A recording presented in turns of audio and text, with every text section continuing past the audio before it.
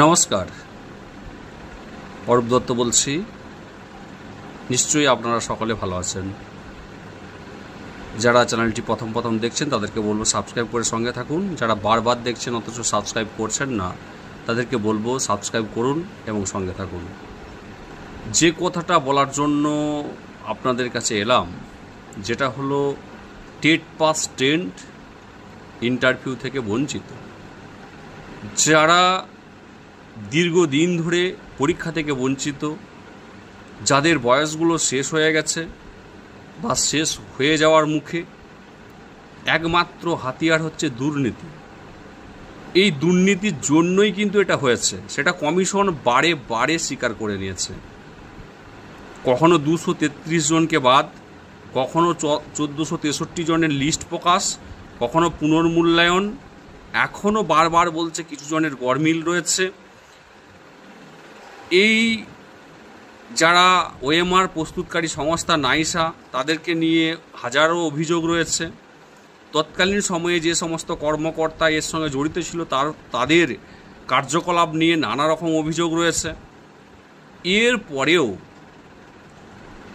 যে এই ইন্টারভিউ থেকে বঞ্চিত, তারা না দিল একটাও পরীক্ষা দিতে,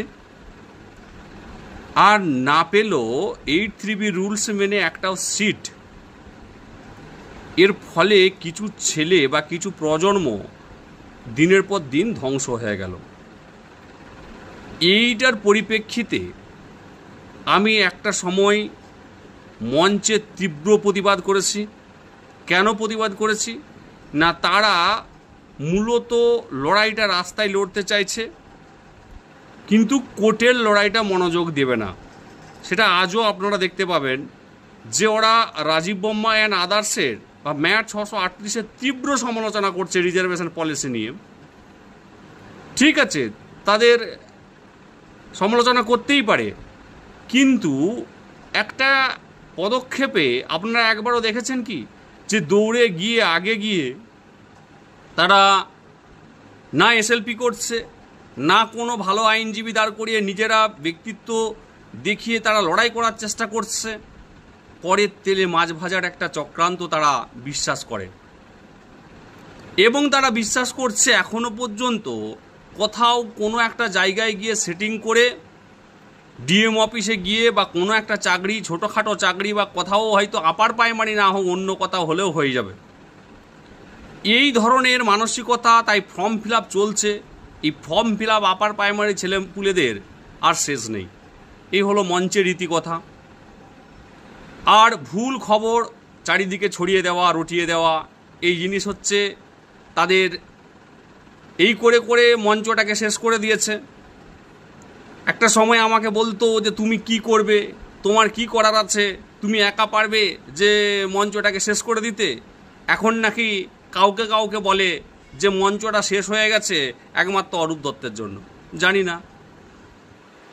না সেই দিন অহংকারের সাথে এই কথাগুলো বলেছিল একজন ব্যক্তি, তিনি আজকে নানা রকম কথা বলছে যাকে তাকে। এই হচ্ছে ব্যাপার। এখন এবারে এই যে ম্যাট 638, এর কি কোনো বিকল্প আছে আমাদের এই রাজ্যে? না, নেই। আমি ম্যাট 638-কে ভালোবাসি, এখনও ভালোবাসি। আমি ভালোবাসি রাজীবদাকে, ভালোবাসি বিশাখাদাকে, কিন্তু মনে রাখবেন ভালোবাসি মানে কি আমি তো আমার চাকরিটা চাই। আমি তো কোনো পাঁচনিয়া চানাচুর, টাকা পয়সা, কমিশন এসব ধারধারি না। তাহলে আমি আমার নিজের জবটা চাইছি।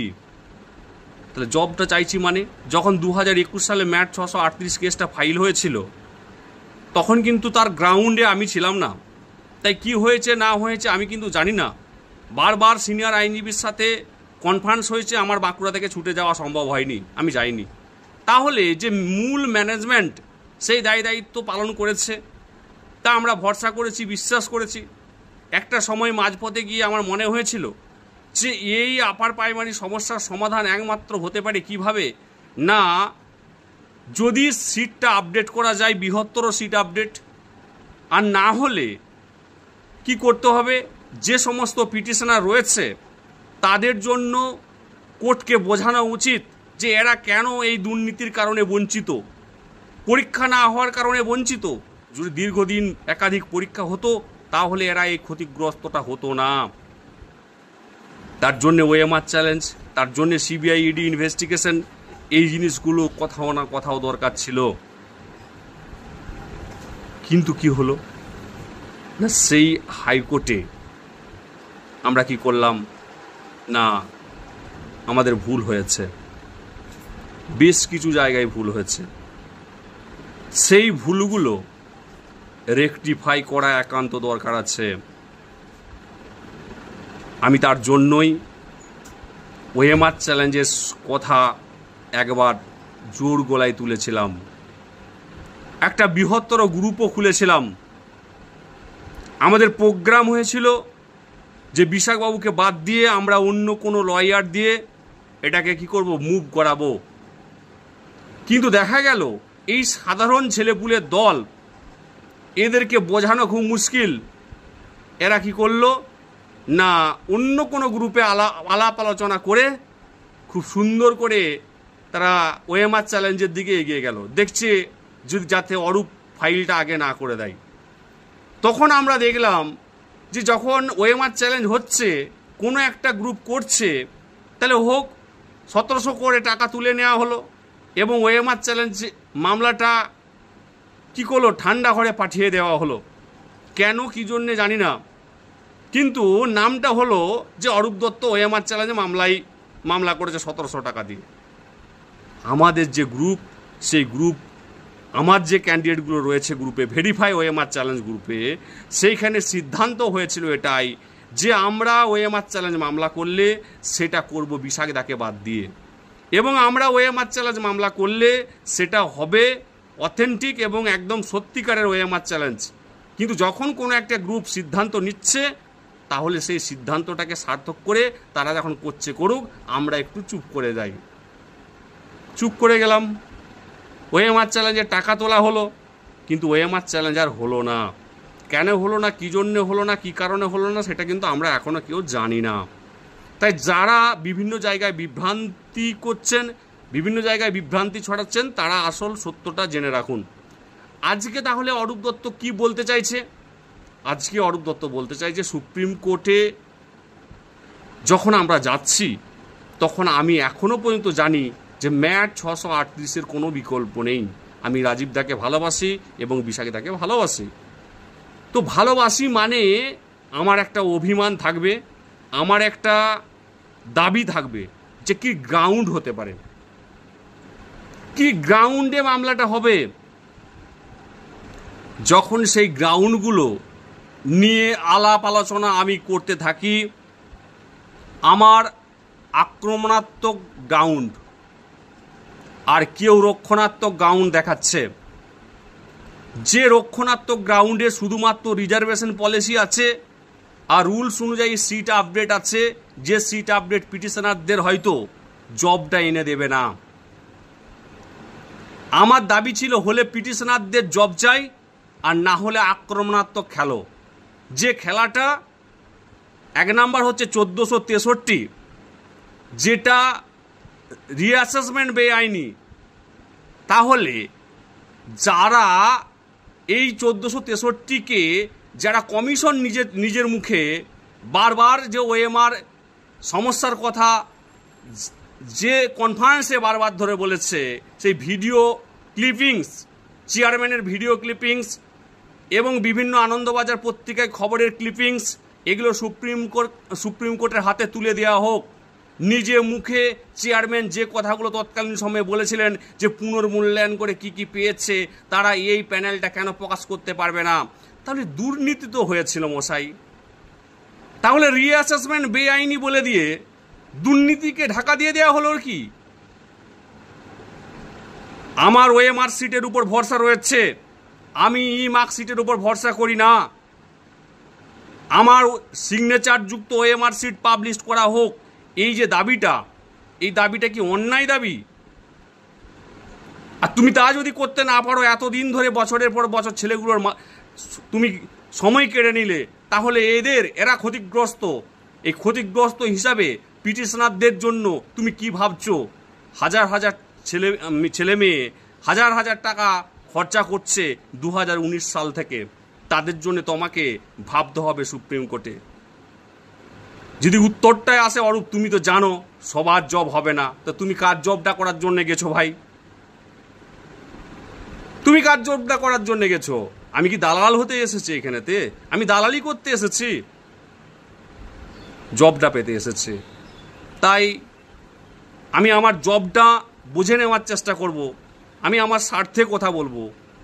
তার জন্যে আমার আজকে মনে হচ্ছে যে না, এদের সঙ্গে থাকা মানে তো খুব সমস্যা রয়েছে। আজ আমি বলছি, যদি আমার দাবি কেউ মেনে নেই বা এই দাবি নিয়ে লড়াই হয়, আজকে যদি হাজার হাজার ছেলে মেয়ে চাকরি পাই, তাহলে আমি অবশ্যই হাত খুলে সাপোর্ট করব। একদিন আমি মঞ্চ থেকে বেরিয়ে এসেছিলাম, আমাকে শ্রদ্ধেয় কাকু বলেছিল তোমাকে কতজন লোক ভালোবাসে, তোমাকে কেউ পাত্তাও দেবে না। আজকে কাকু কাউকে না কাউকে বলেছে যে মঞ্চটাকে শেষ করে দিল অরূপ। আজকেও কেউ না কেউ বলছে যে কি, যে অরূপ থাকুক বা না থাকুক, টাকা আমাকে সবাই দেবে। টাকা প্রত্যেকটা সাধারণ ছেলের কাছ থেকে আমি আদায় করে নেব। কি করে টাকা আদায় করতে হয় সেটা আমার জানা আছে। হ্যাঁ, আমি জানি, সেটা জানা আছে। কিন্তু মশাই, টাকা আদায় করা যেতে পারে, কিন্তু ছেলেটা যদি জব না পায় শেষের দিনে, সেই শেষের সেদিন ভয়ঙ্কর। কারণ হচ্ছে কি বলুন তো, কোন এক পড়ন্ত বিকেলে আপনার সাথে আমার দেখা হবে, সাক্ষাৎ হবে, চা খেতে খেতে কথা হবে। আমি যেটা আজকে বলে দিলাম সেই কথাটা মিলিয়ে নেবেন। কারণটা কি, যদি আমার কথাগুলো ভুল, সেই ভুলটা যদি সুপ্রিম কোর্টে প্রমাণ করতে পারেন, তাহলে আমি ষষ্ঠাঙ্গে প্রণাম করব এবং এই ভিডিও করে বলবো যে না, স্যালুট স্যালুট ম্যাট 638। কিন্তু আজকে যে সুপ্রিম কোর্টে গ্রাউন্ড নিয়ে যাওয়া হয়েছে, সেই গ্রাউন্ডে যদি সঠিক সওয়াল জবাব না করা হয়, আর যদি পিটিশনারদের স্বার্থ সুরক্ষিত করা না করা হয়, তাহলে চরম বঞ্চনা এবং ছেলে খেলা হবে। এই ছেলে মেয়েগুলো কোথায় যাবে? দীর্ঘদিন ধরে লড়াই করছে। এই ছেলে মেয়েগুলোর টাকা নিয়ে ছেলে খেলা করাটা চরম অন্যায় এবং চরম বেআইনি বলে আমি মনে করি। আমরা কি দেখেছি? 20,000 seat, 30,000 seat, 25,000 seat, challenge challenge. আজকে রুলস মেনে নিয়োগ, রুলস মেনে মেরিট অনুযায়ী নিয়োগ। অরূপ সবার তো হবে না, তো কার হবে? কাদের হবে? ভালো থাকবেন, সুন্দর থাকবেন।